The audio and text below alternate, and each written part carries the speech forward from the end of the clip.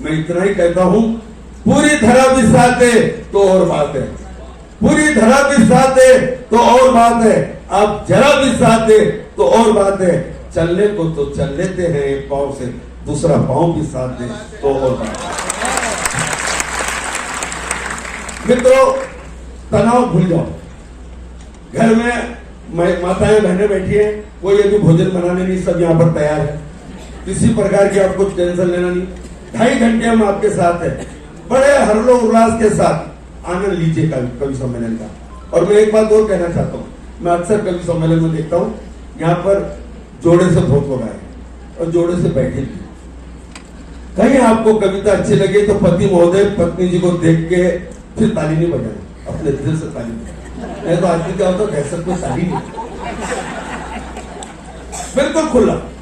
आज हम बैठे, हम पूरा बचाएंगे आपको, बिल्कुल खुलकर। मैं एक कवि सम्मेलन में गया, सामने एक भाई साहब भाभी जी बैठे थे, जैसे एक हमारे गोविंद जी भाई साहब ने बहुत बढ़िया पंक्ति बोली, वो भाई साहब जी भाभी जी भाई साहब जी का हाथ मारते जोर से बोलते, भाई साहब मजा आ गया।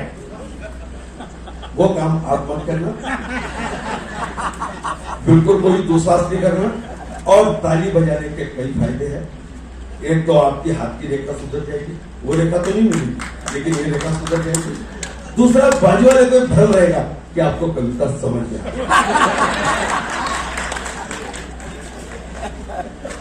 मैं धीरे धीरे यात्रा लूंगा, मैं बहुत आराम से।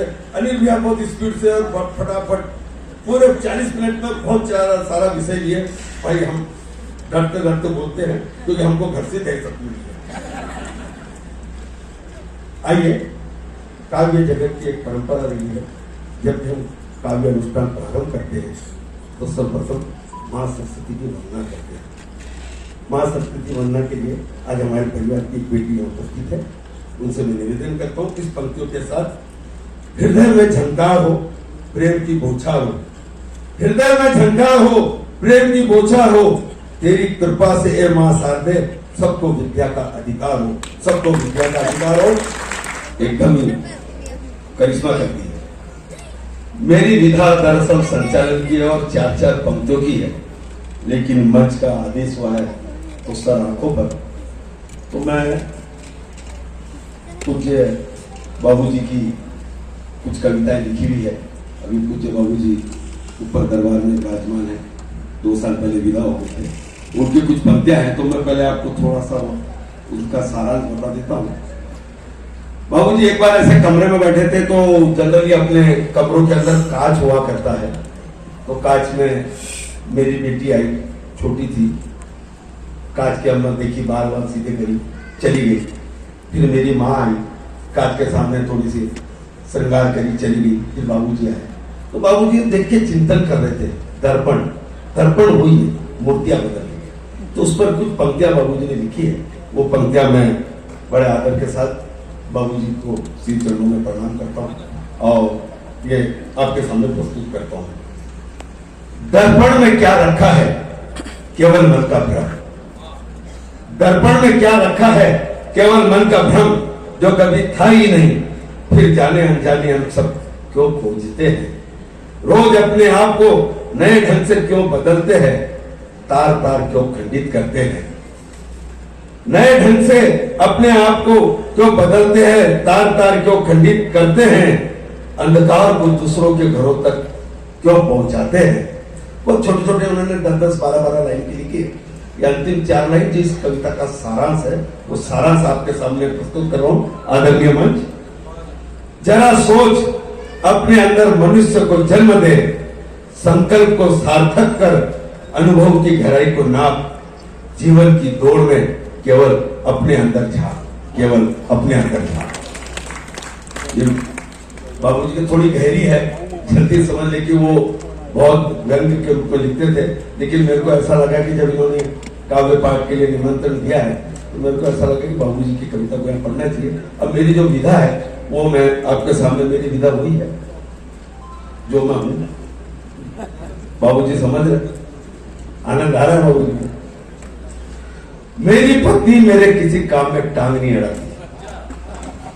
आनंद लीजिएगा, कवि सम्मेलन है, सत्यनारायण कथा नहीं है, पूरा आनंद लीजिए, मस्ती के साथ जिए। कि बाबूजी को देखो, कौन कहता है कि इस उम्र में प्यार नहीं होता? कौन कहता है कि इस उम्र में प्यार नहीं होता? प्यार तो होता पर किसी को शक नहीं होता।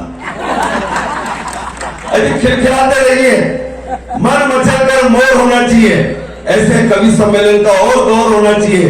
ये बहुत कुछ सुनाएंगे, बस आपकी तालियों का थोड़ा जोर होना चाहिए। अरे आनंदित हो जाए। वक्त इतना मेहरबान नहीं है कि दोबारा मौका दे। इसके लिए इस मस्ती को जी लो। कवि लोग आए, अपने दूर दूर से आए। ये एक ऐसा कवि, हिंदुस्तान का कौन सा ऐसा शहर नहीं जहां पर इन्होंने काव्य पाठ नहीं किए। तारीखें नहीं मिलती। विदेश यात्रा करके आए, बड़ी मुश्किल से हमको उपलब्ध हुए। राजेंद्र जी गट्टानी और गोविंद जी राठी दोनों बड़े मुश्किल से उपलब्ध हुए। इनका हमको पूरा लाभ लेना। मैं बस एक छोटी सी कविता पूर्ण करके सीधा गोविंद जी भाई साहब को बुलाता हूं। हमको इनको ज्यादा से ज्यादा सुनना है, बड़े मस्ती के साथ, जो बिल्कुल तनाव मुक्त इस समय को जी लो। मेरी पत्नी मेरे किसी काम में टांग नहीं अड़ाती, चाहे रात के 2 बज जाए, मेरे बगैर खाना नहीं खाती। मेरी पत्नी मेरे किसी काम में टांग नहीं अड़ाती, चाहे रात के 2 बज जाए, मेरे बगैर खाना नहीं खाती। मेरे एक मित्र बोले, कितने खुशनसीब हो जो ऐसी जीवन साथी मिली है। कितने खुशनसीब हो जो ऐसी जीवन साथी मिली है। मैंने बोला, तुम्हें क्या मालूम कैसे निभाना पड़ता है। इनकी हर मांग को मुझे ही बनाना पड़ता है। शादी के दिन भरी थी मांग, अब मांग ही मांग है, राइट हो या रॉन्ग।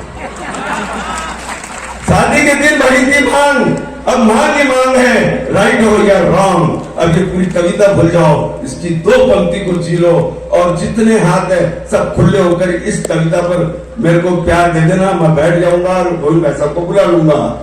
जब से इनकी पतंग का बन गया हूं मैं मंजा, जब से इनकी पतंग का बन गया हूं मैं मंजा, हुई है शादी, हो गया हूं मैं गंजा। मित्रों, बहुत बहुत धन्यवाद।